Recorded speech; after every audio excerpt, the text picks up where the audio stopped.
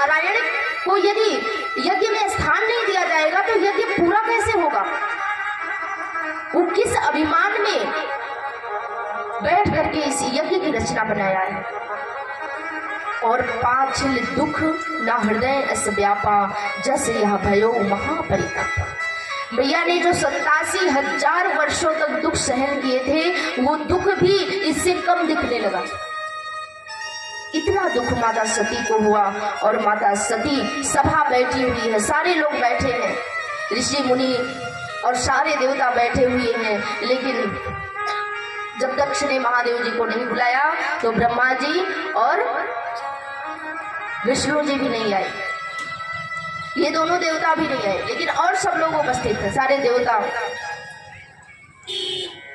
महाराज जैसे ही माता सती देखती है कि ये सब बैठ करके मेरे पति का अपमान कर रहे हैं, तो माता सती सबसे कहती हैं, सुनो सभासद सकल मुनिंदा, कही सुनी जिन शंकर निंदा। सो फलु तुरत लहब सब काहू, भली भांति पछताब पिताहू। जितने लोग यहाँ बैठ करके मेरे पति की निंदा कर रहे थे और सुन रहे थे, उन सबको इसी वक्त दंड मिलेगा। और मेरे पिताजी ना, इनको तो बस केवल हाथ में पछतावा ही लगने वाला है और कुछ नहीं। महाराज वैसे संसार में बहुत दुख है, लेकिन यद्यपि जग दारुण दुख नाना, सब ते कठिन जाति अवमाना। बहुत दुख है, लेकिन सबसे ज्यादा यदि दुख का समय जीवन में तब आता है जब किसी के द्वारा किसी का अपमान होता है।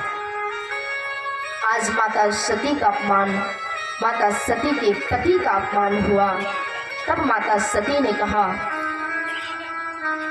संत शंभु श्रीपति अपवादा, सुनिए जहां तहां असिमर जादा।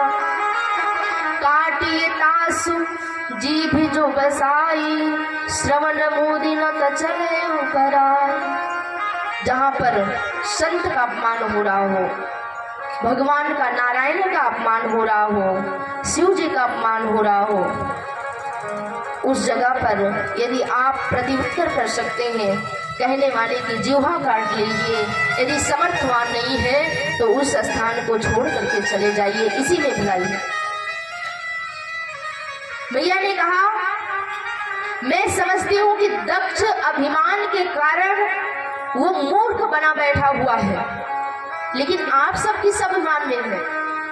यदि कोई गलत कार्य कर रहा हो तो समाज वालों को तो उसे सुधारने का कार्य करना चाहिए ना, उसे रास्ता बताना चाहिए ना। एक बार तो आप लोग ये कह सकते थे कि दक्ष जो तुम कर रहे हो ये सही नहीं है, इसे तुम्हारा कल्याण होने वाला नहीं है। यदि तुम सब कहते तो शायद उसके मन में कुछ होता, विचार वो करता, लेकिन तुम सबने किसी ने नहीं कहा। मुझे तो अपने इस पिता को देख करके अब मुझे समझ में आया कि मैं महादेव जी की बात क्यों नहीं मानी। इस मूर्ख दक्ष की पुत्री हूं ना, इसका